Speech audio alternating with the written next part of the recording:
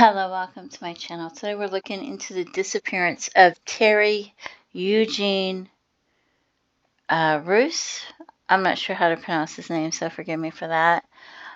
He's been missing since May 11th, 1991 from Waycross, Georgia. He was only 24 years old. This says he was anywhere from 6'2" to 7'2". I don't get that. Maybe that's a typo. He weighed 180 to 190 pounds. They have not found his remains. He went missing from Ware County. Terry was last seen at a party at a residence on the Swamp Road, a road that leads from Waycross to the Okefenokee Swamp in the early morning of May 11th, 1991. A witness has said that he saw him as late as 3 a.m. sleeping in his Thunderbird and that he woke him up when he and some friends left the party. Some headlights followed their car along the Swamp Road and all the way into Waycross until they turned onto a side street and headed home.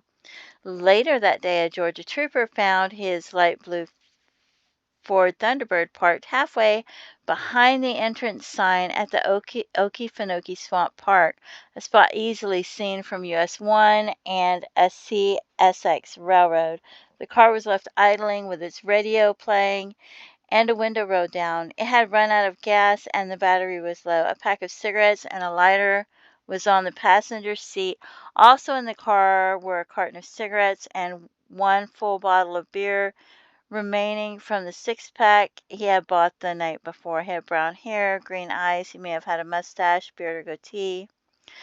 He was wearing a button-down shirt and jeans, camouflage jacket. He may have had a Colt single-action .45 caliber pistol with pearl handles and gold-plated trigger and a hammer, one of a limited edition, serial number unknown, snakeskin boots.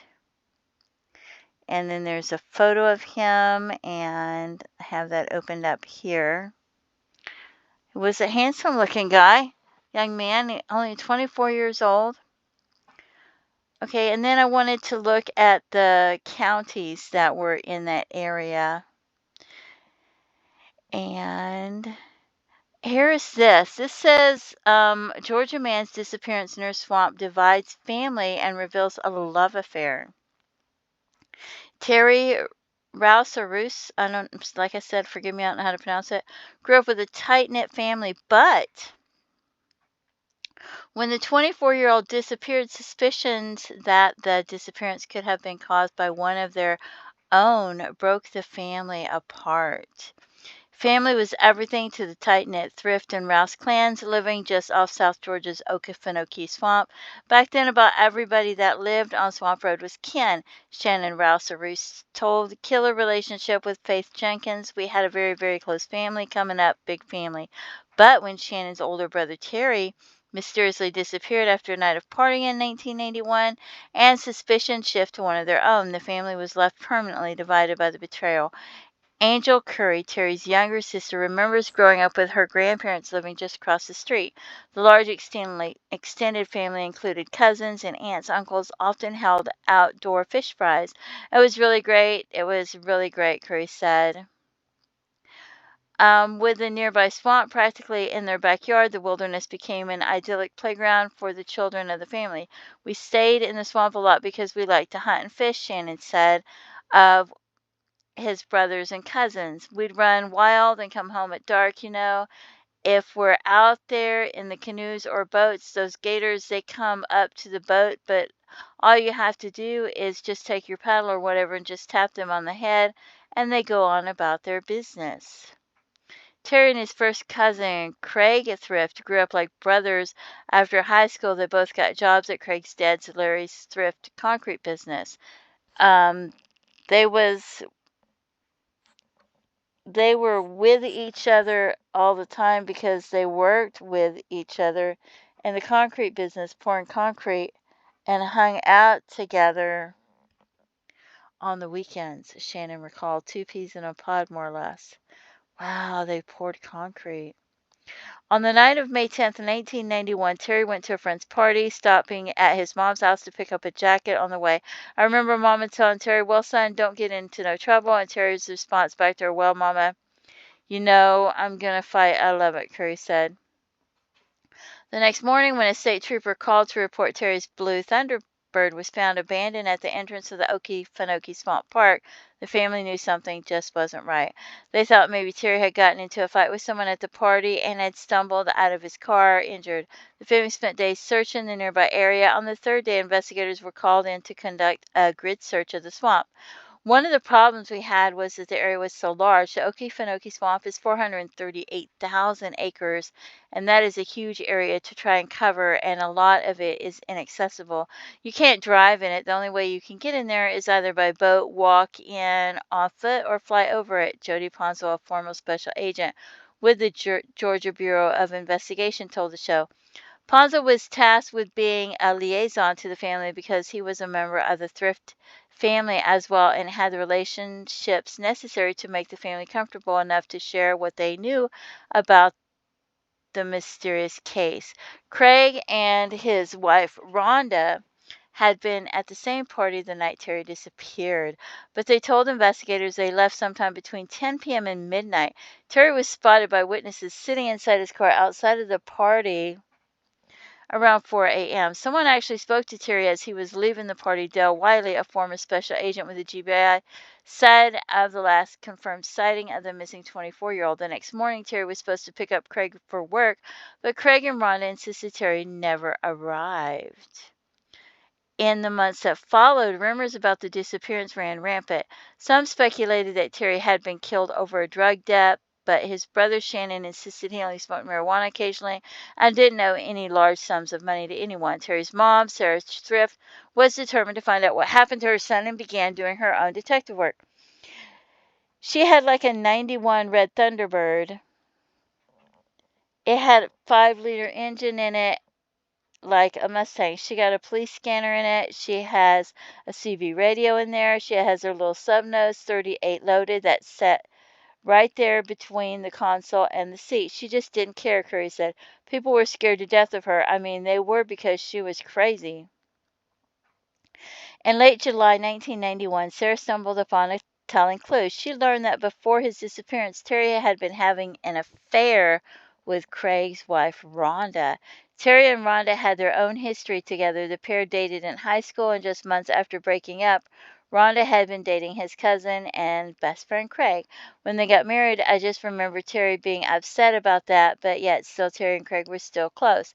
Curry said, I'm assuming at some point Terry and Rhonda picked back up where they left off, while she was still married to Craig. When investigators brought the couple in for questions, Rhonda admitted that the affair had started about 8 months before the disappearance and agreed to take a lie detector test.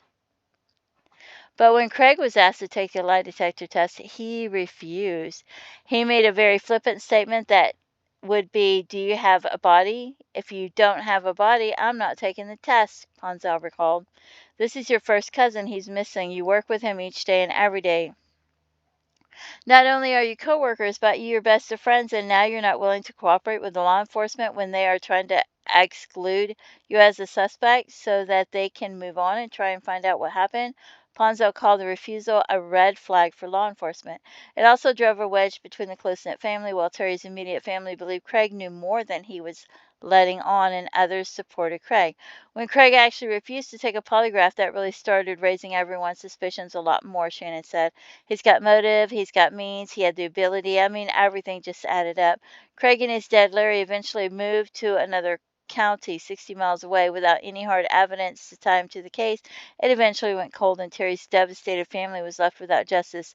It was especially difficult for his mom, Sarah. I believe that my brother going missing and everything my mom suffered through, I believe it drove her crazy, Curry said. Her emotions were back and forth. She could be happy one minute, crying the next, and then angry the next. She was a completely different person.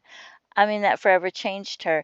Then in 2009, a new detective was assigned to take a look at the case. Rebecca Williams, a former investigator with the Ware County Sheriff's Office, spent 3 years poring over the case and reached the same conclusion that the investigators had before her, that Craig was likely involved in the death of his best friend.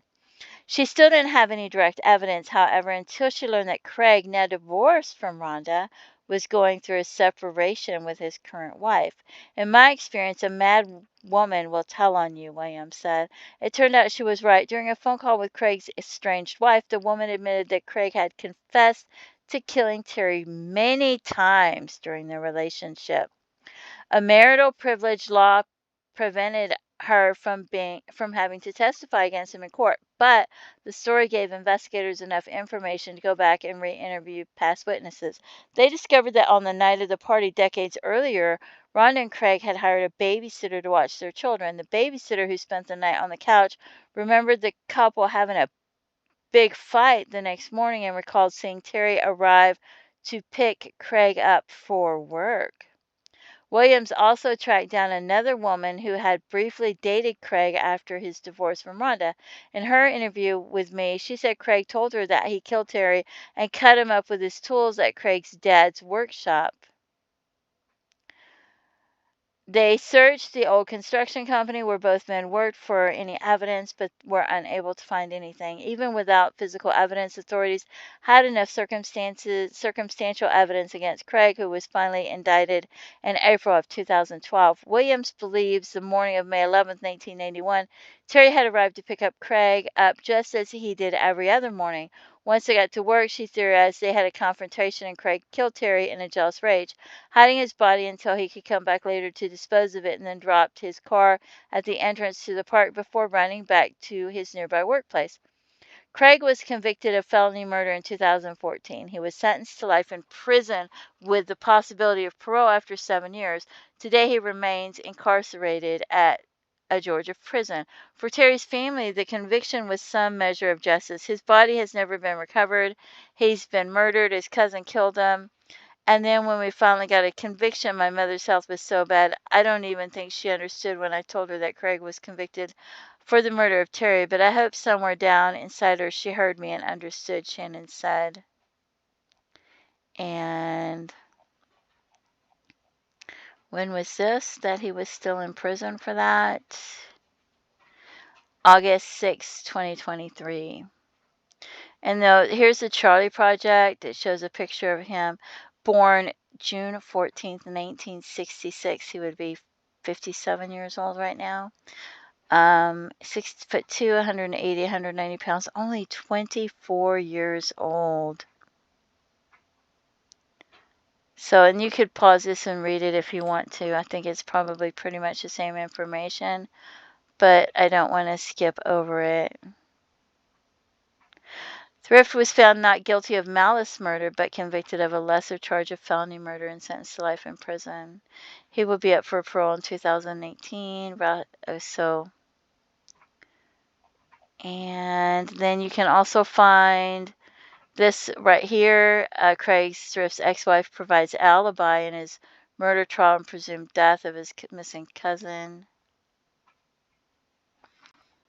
And I'm not going to read all this, but I'm going to scroll down through it if you want to pause it and read it, so you can.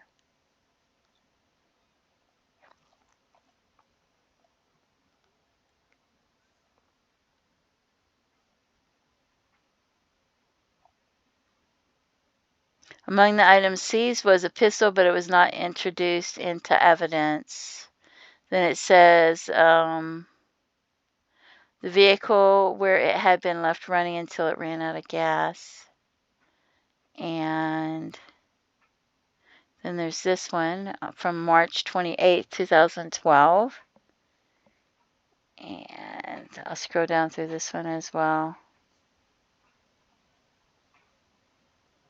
In 1987, Thrift declined to take the polygraph test. Told investigators, without a body, you don't have anything, and I'm not taking a test. So,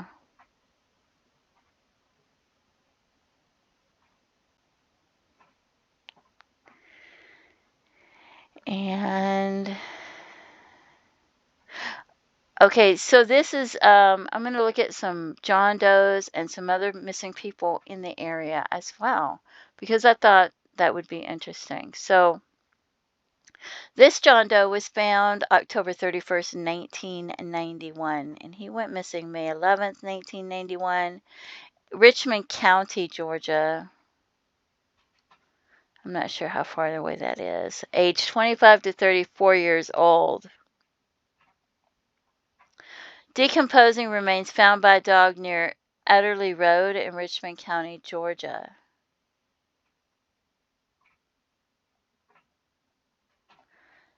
So, cannot estimate height or weight.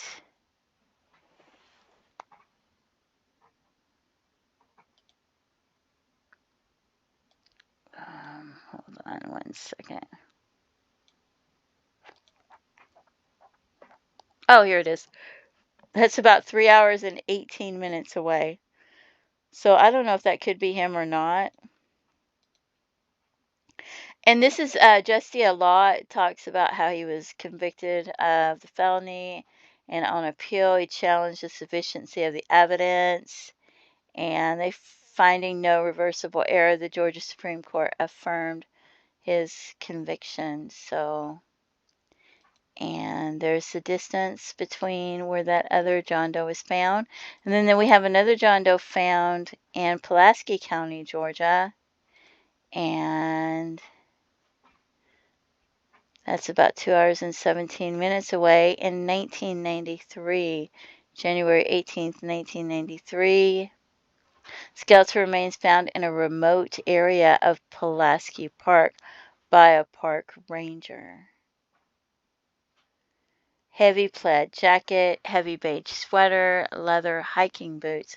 Found January 18th, 1993. So it sounds like whoever it was went missing in the winter time. And he went missing in May. So I don't know. I don't think that one would be him, although you never know. Okay, so then we have other people that went missing in the area because, like I said, I was looking at the counties around that area. So I wanted to see who else was missing and what other John Does we have. So we have William Terry Rollerson went missing from Baker County, Florida, August 3rd, 2003. He was 41 years old, about 6'1", 6'3". Last seen 6 p.m. by his coworkers when they returned from their ironworkers job. They had been working on a football stadium in Gainesville, Florida. At 6:15 p.m., he spoke to his wife and mother, said he was going to help a friend who was having problems with his truck. He left driving his wife's blue Nissan Pathfinder and he's never been seen again.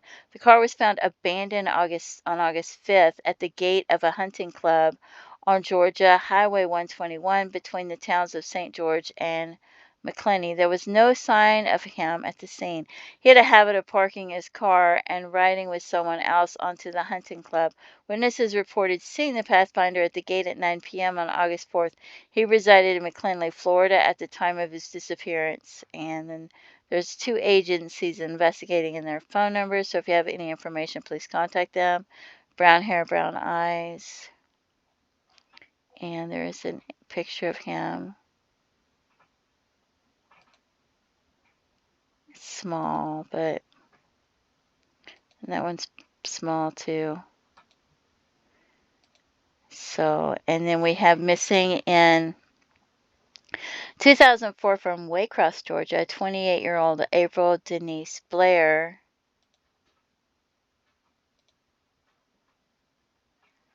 And she was only 28 years old. How old was he? He was 41. She was 28 years old, 5'4", 170 pounds. She was last seen March 6, 2004 after staying the night with a friend at Bel Air Motel in Waycross, Ware County, Georgia. April was in the company of an unknown male. It is not known if foul play is involved. Anyone who may have information tells them to please contact brown hair, hazel eyes, and they have no idea what might have happened to her. And then we have Clarence Robert Gibson Jr. went missing from Florida. And that's in one of those counties. Olustee, Florida. He was 45 years old, 5'10", 145 pounds. He was supposed to start a new job with a timber company on the date of the disappearance. Family had not heard from him. Went to his house and found his medicine at the residence. Him and his 1987 Nissan Pathfinder were entered into NCIC. Strawberry blonde hair, blue eyes. and they don't know what happened to him. And then we have Alan Keith Stanfill. That's a small picture as well. He went missing January 13th, 1988 from McKinley, Florida. 6 foot tall, 120 pounds, only 24 years old.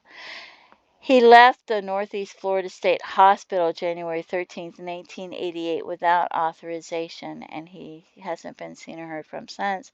Brown curly hair, brown eyes. And here's another John Doe found in the same city that he went missing in 1995, but only deceased for months, age 25 to 50 years old. Estimated year of death was 1995. Estimated PMI was months. Skull and left femur found days apart by a dog in a wooded area near 121 Lewis Coven Road, McKinley, Florida. Site of a dog's spine was never identified. Let's see, the skull had been in the woods about 6 months since death. No evidence of trauma, no dentition or root structure present. Age estimated to be over 25 due to fused sutures on skull, possibly white male, possibly white. Not recognizable, partial skeleton parts only. And then we have missing 30-year-old Ann Taylor Dormy went missing from Valdosta, Georgia in 1981. She was only 30 years old.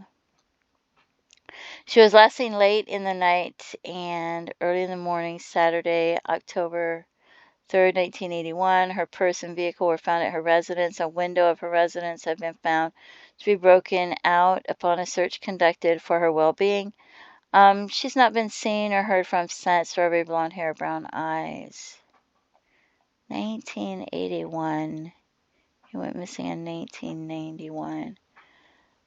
Okay, then we have Paula Ann Wade, also missing from Valdosta, Georgia. But that is 81 all the way to 2002. 5'7", 150 pounds. Paula and her 3-year-old son, Brandon, were last seen at their home October 14, 2002. They've not been seen or heard from since and are believed to be endangered. She had brown hair, auburn hair, brown eyes. Wow. So she went missing with her son.